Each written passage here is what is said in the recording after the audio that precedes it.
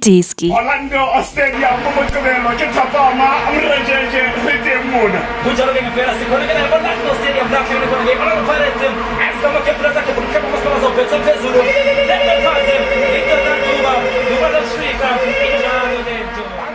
The most popular team sport, Mzansi, first arrived in South Africa through colonialism in the late 19th century, as the game was popular among British soldiers. Like all team sports, soccer has a mystical way of bringing people together.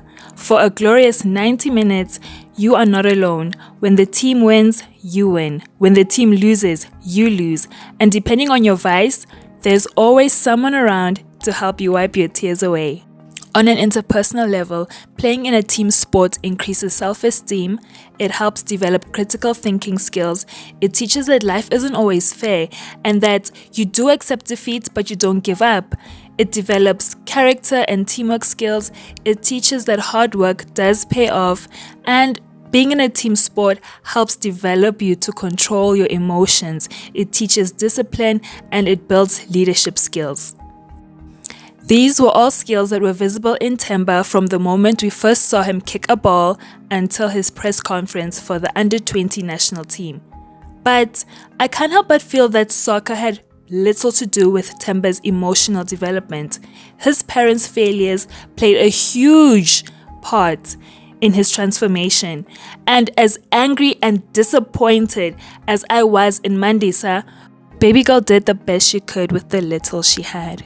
Kodwa ke, I still have some vitriol for her, so let's go over the synopsis for Themba and talk about the social commentary this film made.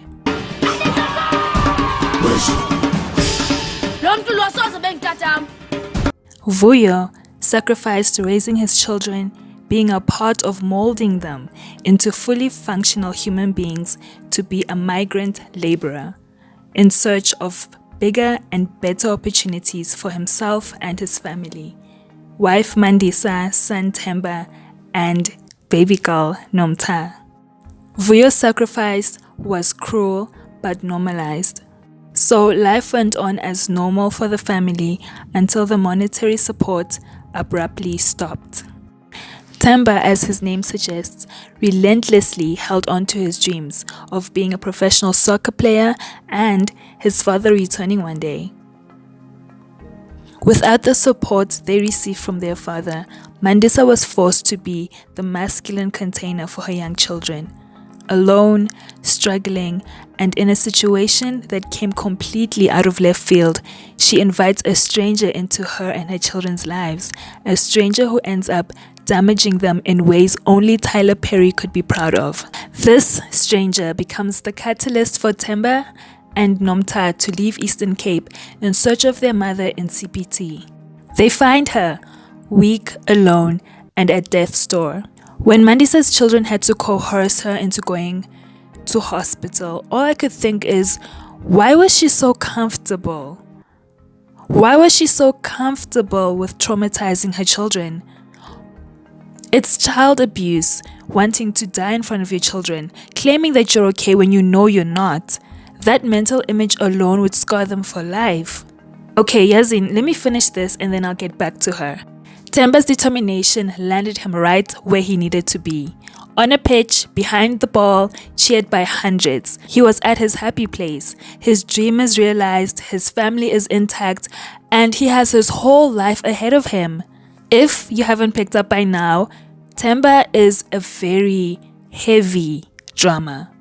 Sports movies are usually light-hearted and easy. The conflict is generally fixated around the sport and obstacles to access.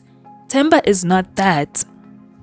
And this is where my criticism for the social commentary used in Themba comes in. It was hot air.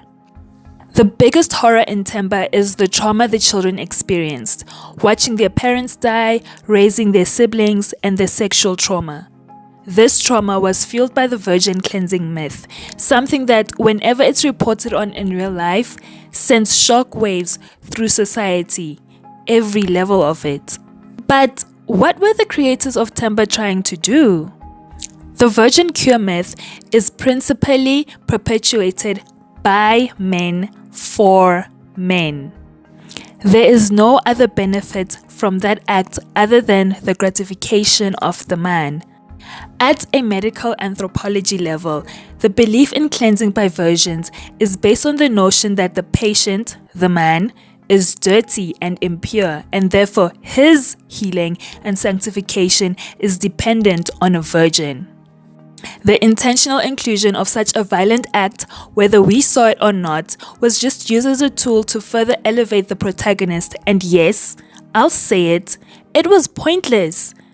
Themba could have made his speech at the end about continuing life after HIV using references he saw in his life. He could have used his best friend's Sipho's struggle. He could have talked about his mother, Umandisa's choices, and how the stigma, fear, and miseducation of the virus caused her and so many others to suffer alone. He could have talked about how the village ostracized AIDS sufferers. He could have made his point without being raped and infected. The virgin cleansing subplot used black trauma for shock value and nothing else. And for this reason, I find its inclusion in the story erroneous and exploitative. If the creators of Themba omitted this subplot, his subsequent speech at the press conference would have had the same impact. To quote Maris Adeku, a freelance journalist, "There is so much pain. There is so much more to being a black person than our pain. As a people, we will reach our full potential only when there's fair treatment and equal opportunity." In other words, what she's saying is that our dreams do not need to be realized after pain and suffering. Continuing to push this narrative is detrimental, and anyone who continues to do it to this extent is an enemy of progress. If you're new here, my name is Uvoni. Please like, comment, and subscribe. Thank you for making it to the end of the video. Follow me on my social medias. They will be linked in the description bar. Bye-bye.